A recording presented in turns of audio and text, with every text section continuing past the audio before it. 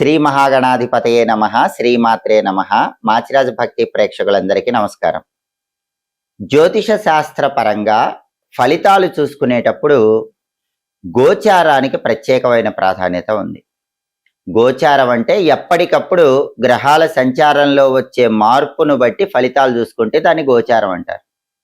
ఈ గోచార ఫలితాలనే రాశి ఫలితాలనే పేరుతో కూడా పిలుస్తారు. ఈ రాశి ఫలితాలు రెండు రకాలుగా ఉంటాయి, జన్మరాశి, నామరాశి. అయితే జన్మరాశికైనా నామరాశికైనా ఫలితాలు చూసుకునేటప్పుడు ప్రధానంగా దీర్ఘకాల సంచారం చేసే గ్రహాలు గనక మారినట్లయితే ఫలితాలు ఎక్కువ కాలం ఉంటాయి. అందుకే ఎప్పుడైనా రాశి ఫలితాలు చూసుకునేటప్పుడు ప్రధానంగా 4 గ్రహాల మార్పు అనేది ఎక్కువ ప్రాధాన్యతను కలిగి ఉంటుంది. ఆ 4 గ్రహాలు ఏంటంటే రాహువు, కేతువు, గురువు, శని. ఈ 4 గ్రహాలు మారినప్పుడు ఆ మార్పు అనేది ఎక్కువ కాలం ఉంటుంది కాబట్టి రాశికి వచ్చే ఫలితం కూడా ఎక్కువ కాలం ప్రభావితం చేస్తూ ఉంటుంది. 2026 సంవత్సరంలో 4 దీర్ఘకాల సంచారం చేసే గ్రహాల్లో దేవగురువు అయినటువంటి బృహస్పతి గురుగ్రహం జూన్ 2వ తేదీ మిథున రాశిలో నుంచి కర్కాటక రాశిలోకి ప్రవేశిస్తున్నాడు. కర్కాటక రాశి గురుగ్రహానికి ఉచ్చ రాశి. దేవగురువు బృహస్పతి ఉచ్చ రాశిలోకి ప్రవేశించడం అనేది 12 రాశుల మీద ప్రత్యేకమైన ఫలితాలను కలిగింపజేస్తుంది.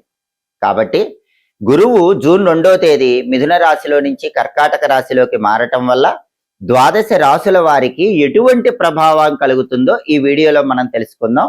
ఈ ప్రభావం, ఈ ఫలితాలు అనేవి మళ్ళీ గురువు మారే వరకు ఉంటాయి. కాబట్టి జూన్ 2వ తేదీ నుంచి అక్టోబర్ 31వ తేదీ వరకు గురుగ్రహము కర్కాటక రాశిలో ఉండటం అనేది 12 రాశుల వారికి ప్రత్యేకమైన ఫలితాలు ఇస్తుంది. ఎందుకంటే కర్కాటకం గురువుకు ఉచ్చ కాబట్టి మిథున నుంచి కర్కాటకానికి జూన్ 2వ తేదీ గురువు వస్తాడు కాబట్టి ఆ ఫలితాలు విశేషంగా ప్రభావాన్ని కలిగింపజేస్తే 12 రాశుల వారికి ఈ గురుగ్రహ సంచారంలో మార్పు ఎటువంటి ఫలితాలను ఇస్తుందో ఈ వీడియోలో మనం తెలుసుకుందాం. జ్యోతిష శాస్త్ర పరంగా మీ వ్యక్తిగత జాతకాన్ని పరిశీలింపజేసుకోవాలంటే ఎవరైనా సరే 9399990660 ఈ నెంబర్కు మాత్రమే వాట్సాప్లో మెసేజ్ చేయటం లేదా కాల్ చేయటం చేయాలి. ఈ నెంబర్ తప్ప మాకు ఏ నెంబరు కూడా అఫీషియల్గా లేదు. చాలామంది నా శిష్యులని చెప్పుకొని అనేక మందిని వేల రూపాయలకు మోసం చేస్తున్నారన్న విషయము నా దృష్టిలోకి వచ్చింది. కాబట్టి ఎవరు కూడా అలాంటి మోసాలు నమ్మకండి. చాలామంది నా వీడియోలో కొంత భాగం కట్ చేసి షార్ట్ లాగా వేసి దానిపైన వేరే నెంబర్ ఇచ్చుకొని ఆ వేరే నెంబర్కి కాల్ చేస్తే ఉచితంగా జాతకం చెప్పబడునని చెప్తూ వేల రూపాయల మోసం చేస్తున్నారు. గురువుగారి శిష్యులని చెప్పి చాలామంది నమ్మి మోసపోతున్నారు. అలాంటి మోసాల నుంచి అందరూ బయటపడండి. మరొక్కసారి చెప్తున్నాను, 9399990660 ఈ నెంబర్ తప్ప, ఈ ఫోన్ నెంబర్ తప్ప ఇంకా ఏ ఫోన్ నెంబరు కూడా మాకు లేదు. మీరు ఏ ఫోన్ నెంబర్ సోషల్ మీడియాలో కనిపించినా సరే ఈ నెంబర్ తప్ప, నా వీడియో ఉన్నా సరే, జ్యోతిష్యం చెప్పబడును అని ఉన్నా సరే, గురువుగారి శిష్యులమని చెప్పినా సరే నమ్మకండి. నమ్మి ధనాన్ని మోసపోకండి.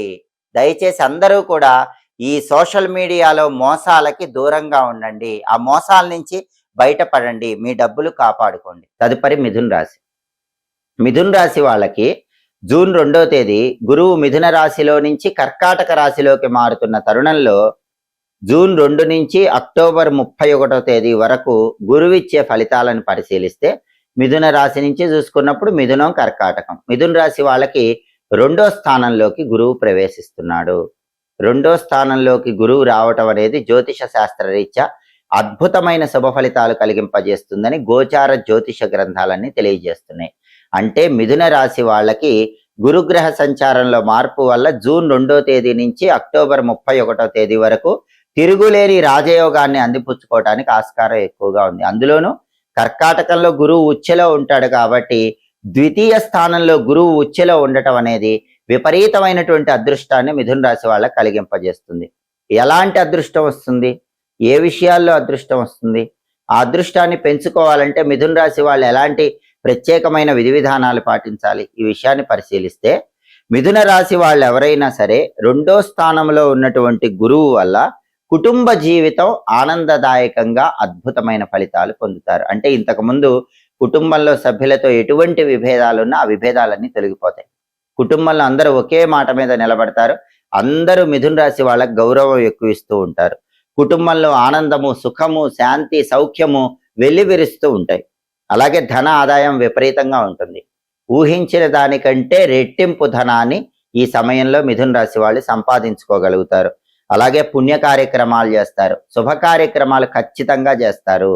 జూన్ 2 నుంచి అక్టోబర్ 31 మధ్యలో ఇంట్లో ఏదైనా పెళ్లి పెట్టుకుంటే పెళ్లి చేయటము, గృహప్రవేశం చేసుకోవటం, లేదా శంకుస్థాపన చేసుకోవటం, ఉపనయనం చేసుకోవటం, ఒక బ్రహ్మాండమైనటువంటి శుభ కార్యక్రమాన్ని మిథున రాశి వాళ్ళు దిగ్విజయంగా చేయగలుగుతారు.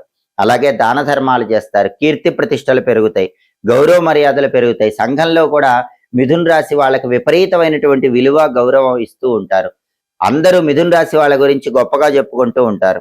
మనోధైర్యం పెరుగుతుంది. కష్టసాధ్యమైనటువంటి పనులు కూడా అవలీలగా సులభంగా మిథున రాశి వాళ్ళు పూర్తి చేస్తూ ఉంటారు. చింతలు, చికాకులు అనేవి లేకుండా సంతోషకరమైనటువంటి గృహస్థు జీవితాన్ని గడుపుతూ ఉంటారు. అసలు 2వ స్థానములో గురువు రావటం, అందులోనూ ఆ గురువు ఉచ్చెలో ఉండటం వల్ల చింత, బాధ అనే విషయాలు మిథున రాశి వాళ్ళకు ఉండవు. మనోవ్యాకులత అనేది ఉండదు. ఎల్లప్పుడూ సంతోషంతో ఆనందంగా కాలాన్ని గడుపుతూ ఉంటారు. అంత అద్భుతమైనటువంటి శుభ ఫలితాలను దేవగురువైన బృహస్పతి 2వ స్థానంలో ఇస్తాడు. అందుకే అఖండ రాజయోగం పొందటానికి అవకాశం ఎక్కువగా ఉన్న రాశి మిథున రాశి. కుటుంబ స్థానం, వాక్ స్థానం, ధనస్థానములో గురువు ఉచ్చెలో ఉండటం అనేది వాళ్ళు చెప్పిందే వేదం, చేసిందే శాసనం అన్నట్లుగా ఉంటుంది. కుటుంబంలో, సమాజంలో విపరీతమైనటువంటి ఆదరణ పెరుగుతుంది. ఈ అద్భుతమైన ఫలితాలు ఇంకా రెట్టింపు చేసుకోవాలంటే గురుగ్రహానికి సంబంధించిన శక్తివంతమైన పరిహారాలు చేసుకోవాలి. జూన్ 2వ తేదీ దేవగురువైన బృహస్పతి మిథున రాశిలో నుంచి కర్కాటక రాశిలోకి ప్రవేశించగానే, గురువు కర్కాటక సంక్రమణం జరగగానే, ఈ కర్కాటక సంక్రమణం అనేది 12 రాశులలో కొన్ని రాశులకు అనుకూల ఫలితాలు కలిగింపజేస్తుంది, కొన్ని రాశులకు వ్యతిరేక ఫలితాలు కలిగింపజేస్తుంది. అయితే అనుకూల ఫలితాలు రెట్టింపు కావటానికి, వ్యతిరేక ఫలితాలు పూర్తిగా తగ్గింపజేసుకోవటానికి 12 రాశుల వారు గురువుకు సంబంధించిన కొన్ని శక్తివంతమైన పరిహారాలు చేసుకోవాలి. ఈ గురువు కర్కాటక సంచారం అనేది జూన్ 2వ తేదీ నుంచి అక్టోబర్ 31వ తేదీ వరకు ఉంటుంది. అంటే జూన్ 2 నుంచి అక్టోబర్ 31 వరకు గురువు కర్కాటకంలోనే ఉంటాడు.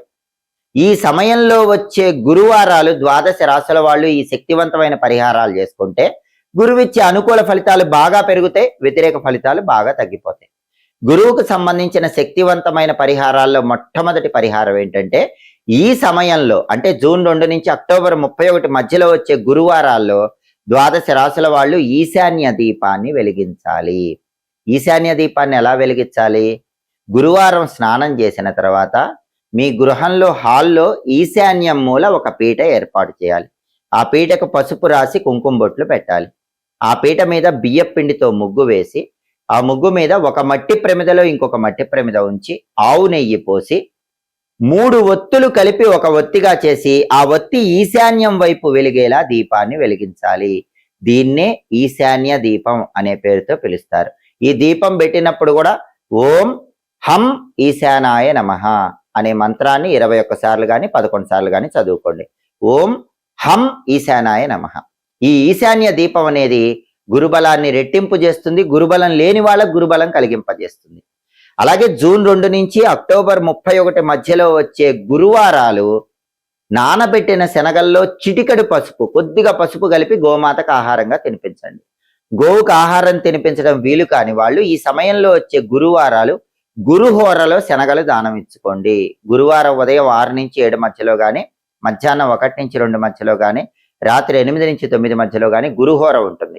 ఆ సమయంలో కేజింబావు శనగలు పసుపు రంగు వస్త్రంలో మూట కట్టి దానం ఇచ్చుకోండి. గురు బలం పెరుగుతుంది, గురు దోషం తగ్గిపోతుంది. అలాగే ఈ సమయంలో వచ్చే గురువారాలు ప్రదోష కాలంలో శివాలయానికి వెళ్ళి దర్శనం చేసుకుంటే కూడా గురుబలం అద్భుతంగా పెరుగుతుంది. ఎందుకంటే గురువుకు అధిష్టాన దైవం పరమేశ్వరుడని జ్యోతిష శాస్త్ర గ్రంథాల్లో చెప్పారు.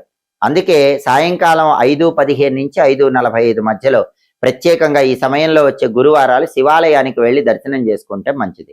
లేదా సాయంకాలం పూట 6 గంటలకు కానీ 7 గంటలకు కానీ మీకు వీలైనప్పుడు 5:15 తర్వాత 8 లోపు ఎప్పుడైనా సరే శివాలయానికి వెళ్ళి దర్శనం చేసుకోండి. శివాలయ ప్రాంగణంలో కొబ్బరి నూనెతో దీపం వెలిగిస్తే కూడా అద్భుతంగా గురుబలం పెరుగుతుంది. లేదా ఇంట్లో శివలింగం ఉన్న వాళ్ళైతే ప్రతి గురువారం సాయంకాలం పూట ప్రదోష కాలంలో కొబ్బరి నీళ్లతో శివాభిషేకం చేసుకోండి. ఈ సమయంలో గురువారాలు ప్రదోష కాలంలో కొబ్బరి నీళ్లతో శివాభిషేకం చేసుకుంటే కూడా బ్రహ్మాండంగా గురుబలాన్ని పెంపొందింపజేసుకోవచ్చు.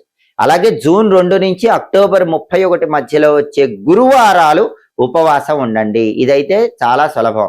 ఎందుకంటే దానాలు ఇవ్వటం, ఆవుకు పెట్టడం, ఈశాన్య దీపాలు వెలిగించుకోవటం, శివాలయ దర్శనం చేయటం, ఇవన్నీ కుదరని వాళ్ళు కనీసం ఈ సమయంలో వచ్చే గురువారాలు ఉపవాసం ఉండండి. ఉపవాసం ఎలా ఉండాలి? పగలు ఉపవాసం ఉంటూ పాలు పళ్ళు స్వీకరిస్తూ రాత్రికి శనగపప్పుతో చేసిన పదార్థాలు తినాలి. అది ఖచ్చితంగా గురువుకు ప్రియమైన ఉపవాసం అవుతుంది. అంటే శనగపప్పుతో చేసిన పాయసం గాని, లేదా శనగపప్పుతో చేసినటువంటి ఆహార పదార్థాలు, శనగల అన్నం గాని, ఇటువంటివి ఆహారంగా రాత్రికి స్వీకరించాలి. ఇలా పగలంతా పాలు పళ్ళు తీసుకుంటూ రాత్రికి శనగలు లేదా శనగపప్పుతో చేసిన ఆహారం స్వీకరిస్తే గురుగ్రహానికి ప్రీతికరమైన ఉపవాసం అవుతుంది.